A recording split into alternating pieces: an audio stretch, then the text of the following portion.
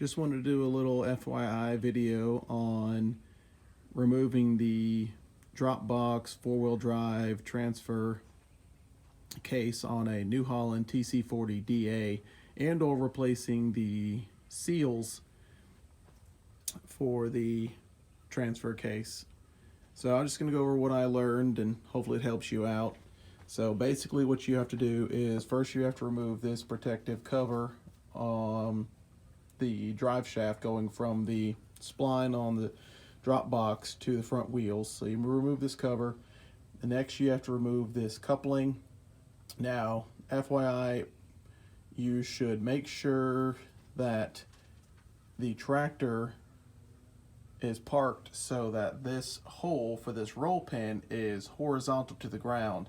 I made the mistake of parking the tractor, draining the hydraulic fluid, then taking this off, only to find that this is pointed vertical and it was impossible to get the roll pin out with it in that direction. So I then had to jack up the tractor and manually turn the drive shaft in order to get this horizontal so that I could get the roll pin out.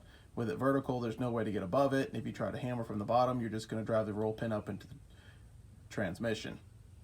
So take this off, make sure this is horizontal, then you can drain the oil.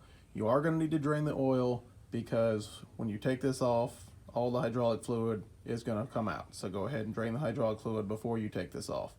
Now, you may not have to drain the hydraulic fluid if you're just going to replace these seals. So inside of this part right here, you can undo this bolt and this will slide off, and there are 3 gaskets. You can see the one gasket in there.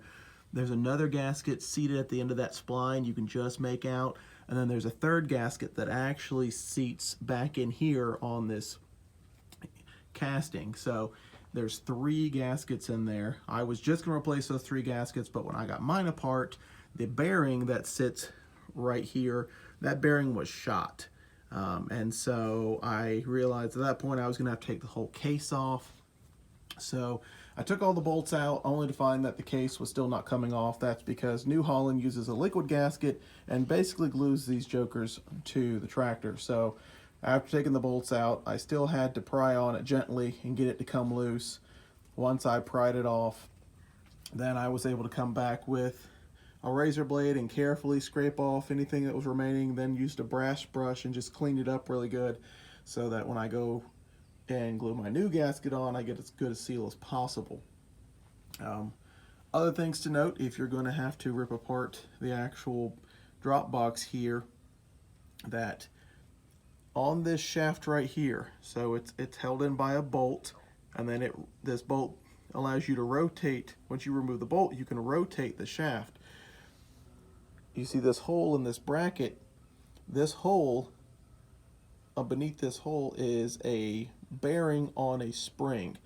Now, you definitely need to use caution when you are taking this apart and trying to put it back together, because that bearing wants to fly out of there, and I had to look for it no more than 4 times because it constantly kept flying out as I was trying to put it back together. So to get this back together, what I ended up having to do was push on this side with my thumb, put my finger on the back side. You see where that is protruding out the back. There's a hole in the back, so when you're trying to slip it back through, you're pushing down on the bearing. The bearing, as you're pushing on it, wants to just pop out the back side here, and so you definitely want to make sure you put your finger back there, you press with your thumb here while you're pushing down on the bearing. You basically really need 3 hands. I was able to get it done, but again, the bearing did fly out of there on me a couple times. I actually ended up going inside to finish it because I did not want to risk losing the bearing a 5th time. So use extra caution when you're putting back together. I just ended up using my 1/4 inch punch and pushed the bearing down with the punch, and then was able to slide that shaft back over the bearing. There are 2 grooves in that shaft, which is why you're able to spin it. You can spin it so you can disengage the bearing and then slide that shaft. In trying to put it back on the tractor, I find that it's only really wanting to fit back on there if I turn it and disengage that bearing so that it's sitting between the 2 grooves on that shaft. That seems to be where it wants to fit back up in there. and not give me any, and not fight me, because there is a linkage that fits in this square piece, and if it's not perfectly where the linkage is, it does not want to fit back up in there. Other note is, if you remove this bearing or this gear here, there are 2 bearings inside this gear, but if you remove this, there is a brass washer here, there's a brass washer there, there's 2 bearings inside of it.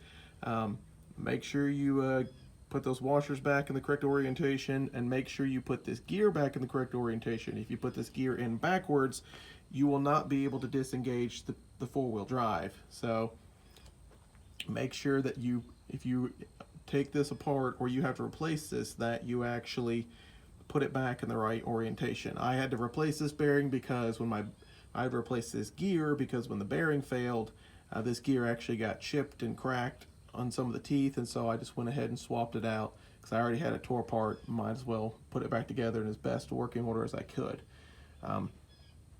If you don't have a good set of punches, I strongly recommend you just go ahead and get some, because that will make your life a lot easier, as you have to take this roll pin out. To get this gear off, you have to hammer out this roll pin as well.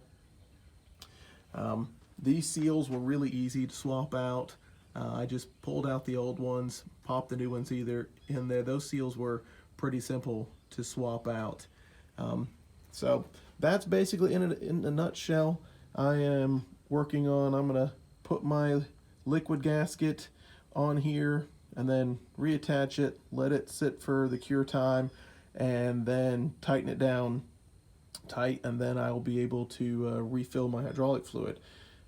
Of note, I would strongly recommend that if you're going to start ripping your tractor apart, don't do it when your tractor looks like this.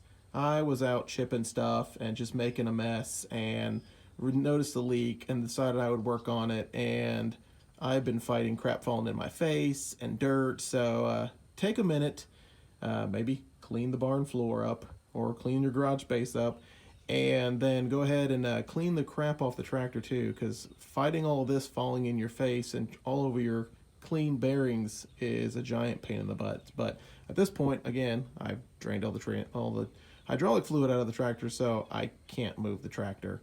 So I'm just working on it the way it is. Well, I hope this was helpful. Good luck to you out there, and have fun.